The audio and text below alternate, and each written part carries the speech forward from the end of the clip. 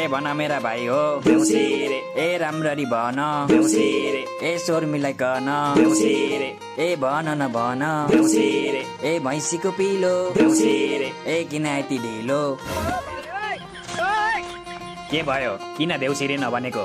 साले आउन नपाई किन यति ढिलो भन्छस्? यसरी भट्टाएर त 20 रुपियाँ नि पाइन्न। छोड म भट्टाउँछु। ल सरी अब मजाले भट्टाउँछु प्रमिस। ए छानामाथि घिरौला देउसी रे, ए के दिन्छौ हेरौला देउसी रे, ए आक्कुम बाक्कुम देउसी रे, ए सेलरोटी चाक्कुम देउसी रे, ए बन्दुकको गोली देउसी रे, ए भाइटिका भोली देउसी रे, ए यो घर कत्रो देउसी रे, ए सिंहदरबार जत्रो देउसी रे, ए यो आँगन। बाबु तिमीलाई साँच्चै लाग्छ यो घर सिंहदरबार जत्रो छ भनेर? ल आन्टी के कुरा गर्नु भएको? सिंहदरबार भन्दा ठुलो छ नि तपाईको घर। अबे साले हो र बाबु, सिंहदरबार देख्या छौ तिमीले? कत्रो छ? देख्या छु नि आन्टी, हिजो भर्खर देखेको। यत्रो सानो रहेछ, मेरो मुट्ठी भन्दा सानो। मुट्ठी भन्दा सानो? अन कहाँ देखे हो त्यति सानो सिंहदरबार? टिभीमा देखेको नि आन्टी। हिजो बाबाले समाचार हेर्दा देखाउनु भएको थियो, यत्रै रहेछ। त्यो भन्दा ठुलो त यसकै छ। उसको के बाबु? भन्देऊ आन्टीलाई। के भन्छस्? तैले देखा छस् र मेरो? लौ अस्ति भर्खर देखाएको होइन तैले हामीलाई? कहिले देखाए मैले? धेरै जेपिटी नबोले। ओइ अस्ति यसको नयाँ फुटबल हामीलाई देखाएको हो कि न भन् त? हो देखाएको हो। ए फुटबलको कुरा गरेको? हो फुटबल त देखाएको मैले। तैँले चाहिँ के सोचिस्? मैले त ब्याट सोचिरहेको थिएँ यार। तँसँग ब्याट छ र? छ नि, सुरिलो ब्याट छ योसँग। हेर्छस्? के हेर्ने कुरा भइरहेछ त्यहाँ? म पनि हेर्छु नि। हैट आन्टी हुन्न, तपाईँ अङ्कलकै हेर्नु। के रे? बाबा मेरो मतलब भित्र गएर अङ्कललाई हेर्नु न, बिरामी पो हुनुहुन्छ कि? कसले भनेको म बिरामी छु भनेर? म जस्तो हेल्दी कोही छैन यो संसारमा। हो रहेछ, पेट देखेरै थाहा भयो। अङ्कल तपाईँलाई एउटा कुरा सोधौँ? के कुरा? तपाईँको 6 प्याक छ कि 8 प्याक? देखिनस् यत्रो फ्यामिली प्याक? तिमीहरू देउसी खेल्न आएको कि मेरो प्याक हेर्न आएको? देउसी खेल्ने भए खेल, नत्र जाऊ आफ्नो घर। ए झिलिमिली झिलिमिली देउसी रे, ए केकको झिलिमिली देउसी रे, ए बत्तीको झिलिमिली देउसी रे, ए फुलको झिलिमिली देउसी रे, ए स्टिलको चम्ची देउसी रे, ए अङ्कल आन्टीलाई सम्झी देउसी रे, ए आएका हामी देउसी रे, ए देउसी रे खेल्न देउसी रे, ए बारीमा ओख देउसी रे, ए हाम्रो साथी जोक्क देउसी रे, ए बारीमा अदुवा देउसी रे, ए अङ्कल आन्टी पदुवा देउसी रे, ए बारीमा मुला देउसी रे, ए अङ्कलको। के भयो? अझ के भयो भन्छस्? तैँले के भन्न लाथिस् भर्खर? के भन्न लाथे र? बारीमा मुला अङ्कलको चुला त भन्न लाथे नि मैले। ए चुला पो, मैले त अरू नै बुझिरहेको थिएँ। त आज भोलि धेरै बुझ्दैछस्, तँलाई खसी नपारी भएको छैन। कसलाई खसी पार्नु पर्ने हो? म पार्दिउँ? औजार छ मसँग। पर्दैन अङ्कल, आफ्नो औजार आफैसँग राख्नुहोस्, आन्टीलाई काम लाग्छ। ह्या के डबल मिनिङ कुरा गरिरा? दक्षिणा माग्न अङ्कल आन्टीलाई, अब जानुपर्छ के? अङ्कल आन्टी हामीलाई दक्षिणा दिनु न, अब हामी जाने। यति छिटो दक्षिणा? त्यही नि यस्तो जे पाए त्यही भट्टाएर दक्षिणा पाइन्छ? अलि राम्ररी भट्टाव। खोइ छोड, म भट्टाउँछु अब। ए खोर्सानी पिरो देउसी रे, ए हाम्रो अङ्कल हिरो देउसी रे, ए अफिसको ड्युटी देउसी रे, ए हाम्रो आन्टी ब्युटी देउसी रे, ए बारीमा बोडी देउसी रे, ए कति राम्रो जोडी देउसी रे, ए मलाई आयो ज्वरो देउसी रे, ए अङ्कल कति गोरो देउसी रे, ए गाई बन्ने डोरी देउसी रे, ए आन्टी कति गोरी देउसी रे, ए रुखमाथि मैना। देउसी भयो बाबु भयो, यो भन्दा धेरै तारिफ नगर।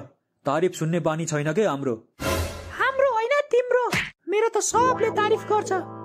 पैसा दिएर मेरो तारिफ गर भनेपछि त जसले नि गरिहाल्छ नि। के रे? मैले कसलाई पैसा दिएर तारिफ गर्न लाए? नदेखि नबोल है। नदेखि त तिमी पो बोल्छौ त बुढी। जो चोर उसैको ठुलो सोर। जो चोर उसैको ठुलो सोर भने चाहिँ हरि आफैले टिभीको रिमोट फुटाएर आफ्नो भाइलाई गाली गरिरहेको छ। ओइ साइको भैँस कि क्या हो? यो के भन्दैछस् त?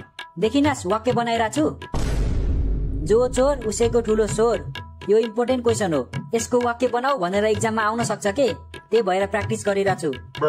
साइकोलाई त म यो वाक्य बनाउने ठाउँ हो। ओइ छोड न त्यसलाई, ऊ त्यहाँ हेर न कस्तो राम्रो रङ्गोली। यो रङ्गोली कसले बनाएको आन्टी, तपाईँले हो? तिम्रो अङ्कल हुँदा हुँदा म किन बनाउनु बाबु? वाट, यो रङ्गोली तपाईँले बनाउनु भएको अङ्कल? हो नि, यही हातले बनाएको मैले। मलाई त विश्वास लागेन है। किन बाबु, छोरा मान्छेले चाहिँ रङ्गोली बनाउन सक्दैन र?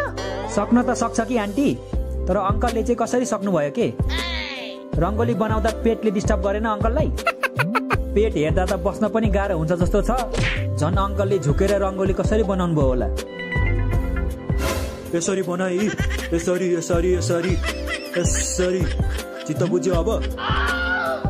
त्यही अङ्कल, यो के गर्नु भएको तपाईँले?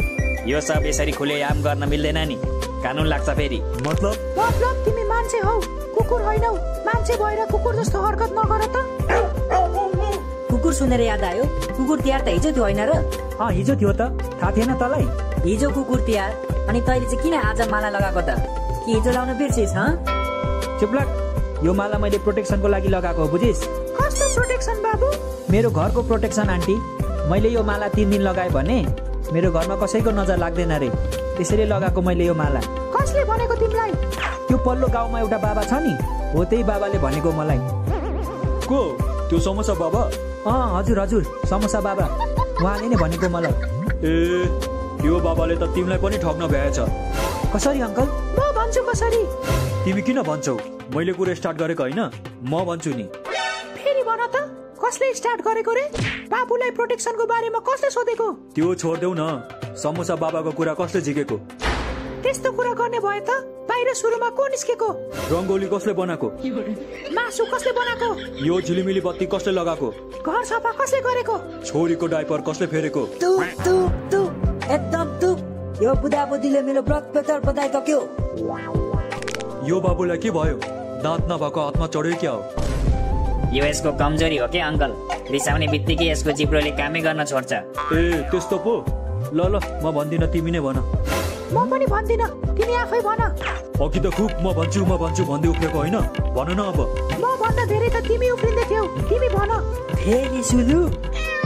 ल ल, मै भन्छु।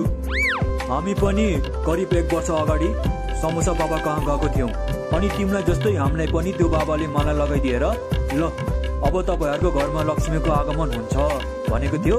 तर घर आइपुग्दा त भएको लक्ष्मी पनि चोरले चोरेर लगेछ। अनि पुलिस कम्प्लेन गर्नु भएन हजुरहरूले? त्यही पुलिस कम्प्लेन गर्नु भनेर गएको, त्यहाँको इन्चार्ज त्यही समोसा बाबा पो रहेछ। ड्युटी सकेर पार्ट टाइम बाबा बन्दो रहेछ। त्यसो भए त म पनि लाउँदिनँ त्यसको यो माला। प्रोटेक्सन भन्दै 200 रुपियाँको चुना लगायो डाकाले। बाचिस केटा, तेरो भाग्य दह्रो रहेछ। मेरो होइन, हामी सबैको भाग्य दह्रो रहेछ भन। त्यो बम यहाँ पड्केको भए म मात्र मर्थे, तिमीहरू मर्दैन थियौ र? त्यो बाबाको यत्रो हिम्मत, मेरो साथीलाई मार्न खोज्ने? ओ हिँड केटा हो, हामी पनि त्यो बाबाको घरमा बम राखेर आउनुपर्छ। बम छ र तसँग? छ नि, सबै प्रकारको बम छ मसँग। खोर्सानी बम, आलु बम, रकेट बम, टोपी बम, छर्रा बम, सबै छ। त भन्न कुन बम पड्काउने, त्यही पड्काएर आउनुपर्छ त्यसको घरमा। साले बम होइन, सुरुमा तँलाई पड्काउँछु म। के भनिस्? त मलाई पड्काउने? पड्काउने। आइज हिँड त्यसो भए। कहाँ? मलाई पड्काउने भनेको होइन, हिँड्न त कुनामा।